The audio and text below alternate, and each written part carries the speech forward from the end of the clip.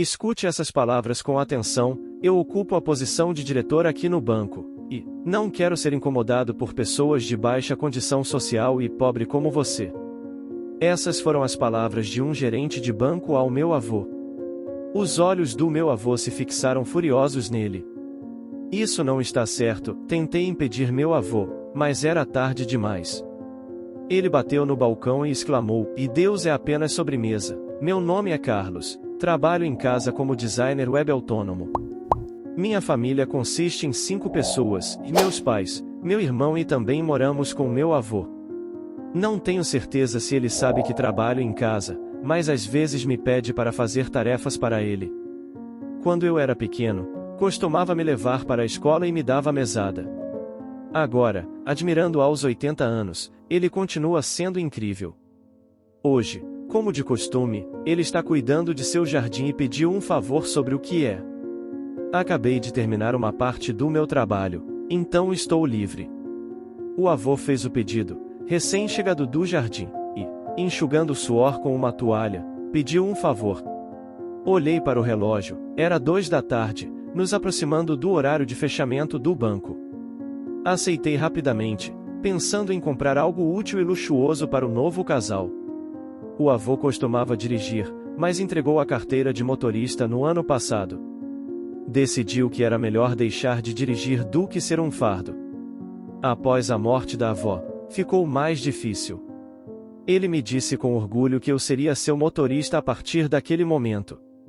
No banco, enquanto esperávamos, o avô encontrou conhecidos e se envolveu em uma conversa animada. O banco estava lotado, e percebi que poderíamos ficar lá por um tempo. Uma voz alta emanou de um dos balcões, um caixa rude discutindo com um idoso. O próximo chamado foi um homem intimidante com tatuagens, parecendo um mafioso. O caixa mudou drasticamente sua atitude. Enquanto esperávamos, percebi algo estranho: o número 76 pulou o número 75. Me aproximei e corrigi o caixa irritado, mas ele respondeu com desdém, afirmando que não houve erro.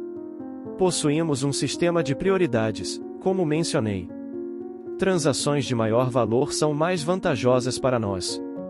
Além disso, pessoas do campo como ele provavelmente têm tempo livre. Não o faça esperar. Perdi o fio do que ele queria dizer devido à atitude rude de Rodrigo. Ele chamou outro cliente e me dispensou, irritado com sua postura condescendente. Ao retornar ao assento do avô, ele esperava pacientemente, lendo um livro. Ao questionar o caixa sobre por que pulou seu número, ele afirmou que pessoas do campo têm tempo de sobra, então podem esperar. Isso me deixou furioso. Recentemente, a agência teve um novo diretor, e o anterior era simpático. No entanto, Rodrigo parece indicar mudanças problemáticas com sua atitude abrupta. Enquanto conversávamos, Raquel, a jovem funcionária, se aproximou e pediu desculpas pela espera. Ela pediu meu número para verificar, mas Rodrigo repreendeu-a. Confrontei Rodrigo, questionando a hierarquia para os clientes. Ele interrompeu Raquel, indicando que as ordens das altas esferas do banco eram priorizar clientes lucrativos, deixando os idosos em segundo plano. Estupefato, o avô avaliava a situação. Rodrigo lançou-lhe um olhar zombeteiro, menosprezando os idosos do campo.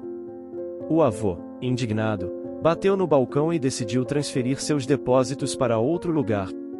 Rodrigo, inicialmente assustado, voltou ao seu sorriso condescendente. Ao verificar a conta do avô, seu rosto começou a empalidecer. O avô desafiou a incompetência, sentado na cadeira da sala de espera, enquanto Rodrigo ficava cada vez mais pálido. O avô revelou sua posição como proprietário de uma grande empresa, e a expressão de Rodrigo tornou-se pálida. Sem dizer uma palavra, o avô continuou olhando para Rodrigo, que, aterrorizado, saiu correndo imprudentemente do banco. Carlos saiu apressado. "Vamos entrar em contato com a matriz", disse o indivíduo que afirmou ser o filho do diretor-geral. O avô, com um sorriso satisfeito, expressou a necessidade de limpar toda a sujeira debaixo do tapete. Nada poderia detê-lo quando assumia essa postura, era uma força a ser considerada. Estava prestes a contatar a central quando Raquel se aproximou, pedindo desculpas pelo comportamento do gerente. Ela solicitou um momento do nosso tempo para explicar e resolver o problema. Decidimos encerrar nossa conta e enfrentar Rodrigo de uma vez por todas. Preparamos documentos e fomos à sede do banco. O avô agendou uma reunião com o diretor-geral. Vestidos elegantemente, garantimos estar impecáveis. Além de nós, 2 funcionários corpulentos estavam presentes para segurança adicional. Optamos por um carro preto de luxo, reservado para o diretor-geral. Ao chegarmos, o presidente do banco nos cumprimentou e nos conduziu a uma sala de reuniões. Sentado com um sorriso falso, estava Martim Sanches, provavelmente o pai de Rodrigo. Ao seu lado, contrastando fortemente, estava o diretor da filial, Rodrigo, com um sorriso confiante. Atrás dele, 2 homens de terno preto que pareciam seguranças. Martim Sanches pediu desculpas pelas inconveniências causadas pelo seu filho tolo. Rodrigo baixou a cabeça em uma desculpa superficial e pouco sincera. Espalhei os documentos de encerramento sobre a mesa, anunciando que não faríamos mais negócios com eles. O avô reforçou a decisão, destacando que não podia confiar em alguém como Rodrigo, especialmente sendo filho do presidente do banco. O sorriso de Martim desapareceu, enquanto Rodrigo parecia pálido e abatido. Entretanto, como era de se esperar de alguém que atingiu o topo de um banco, Martim se recuperou rapidamente e começou a falar de maneira reconfortante. Peço profundas desculpas pelo comportamento de Rodrigo. Sei que é uma impertinência, mas poderia nos conceder um momento do seu tempo? O presidente retirou um cheque de $10 milhões do bolso e o colocou sobre a mesa, claramente um suborno. Uma ruga profunda apareceu entre as sobrancelhas do avô. Não sou facilmente enganado. Se esse valor não for suficiente, estou disposto a adicionar mais. Espero que isso acalme sua raiva. As mãos de Martim esfregando-se, tentando se aproximar do avô, pareciam suspeitas. Estava ficando cansada e só queria resolver o assunto e ir embora. Não se trata de dinheiro, não entende? Claro que farei Rodrigo renunciar, mas este cheque é um gesto de minha boa vontade. O pai interrompeu, questionando por que deveria renunciar. O avô respondeu que era sua responsabilidade, mas não era política aumentar os lucros. A discussão continuou, e eu interveni. Quanto ao lucro mencionado por seu filho, recebemos reclamações sobre táticas agressivas de venda de produtos financeiros, como fundos de investimento e seguros, em Nebraska.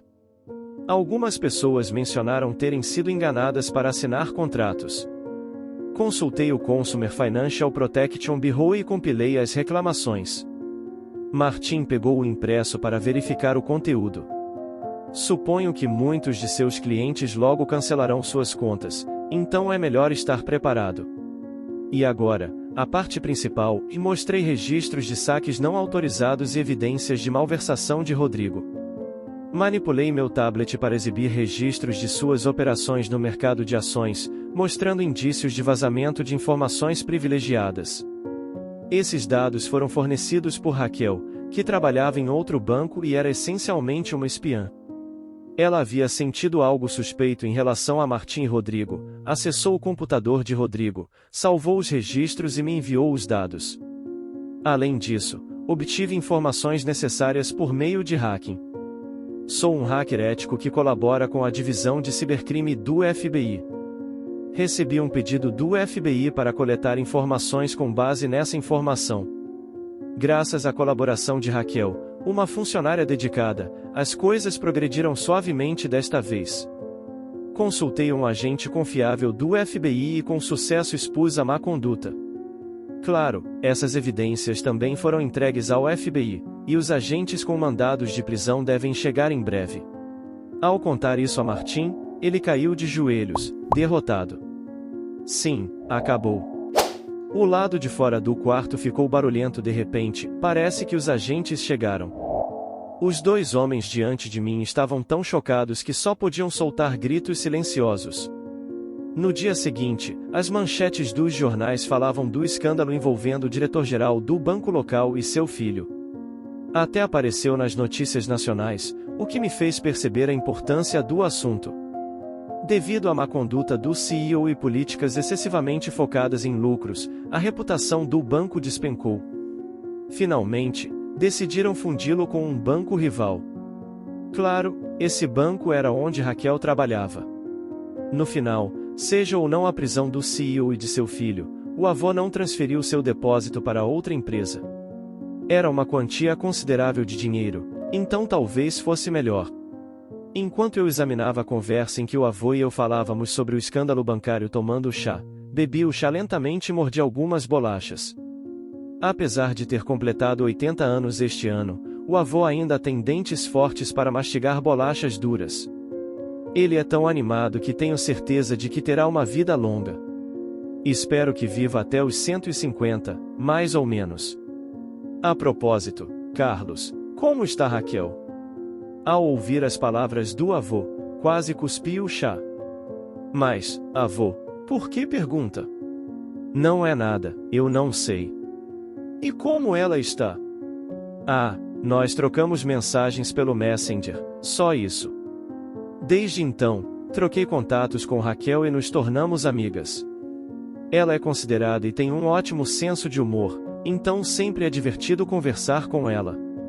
No momento, ela é uma das minhas boas amigas.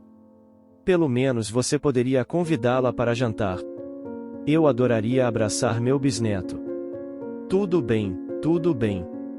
Você vai viver mais 70 anos, certo, avô? Talvez até veja o filho do seu bisneto. Bem, por mais que eu gostaria, pensar que sim, 150 anos pode ser, mas com os avanços da medicina, quem sabe? Parece que o avô tem a intenção de prolongar sua vida consideravelmente. Eu ficaria encantado em testemunhá-lo figurando no livro dos recordes. No entanto, antes que eu percebesse, a notícia mudou para outro tópico. Ao notar o avô resmungando, ele se levantou e pegou seu chapéu de palha para dirigir-se ao jardim. Observando-o, parece apenas um idoso comum, e nunca se adivinharia a verdade por trás. Ele é incrivelmente amável. Espero, um dia, ser como o avô. Não quero ser cegado pelo dinheiro, nem valorizar os outros, nem cometer crimes. Fiz a promessa silenciosa de me tornar uma pessoa íntegra, assim como o avô, alguém que até seus próprios netos possam admirar. E quanto à história de hoje, ao notar o avô resmungando, ele se levantou e pegou seu chapéu de palha para sair ao jardim. Olhando para ele, parece apenas um idoso comum, e nunca se adivinharia a verdade. Ele é super legal. Se você gostou da história, peço encarecidamente que se inscreva no canal, e me diga de qual cidade você está me assistindo. Também te convido a assistir essa história que está aparecendo em sua tela, com certeza ela vai te emocionar também. Fico por aqui e até a próxima.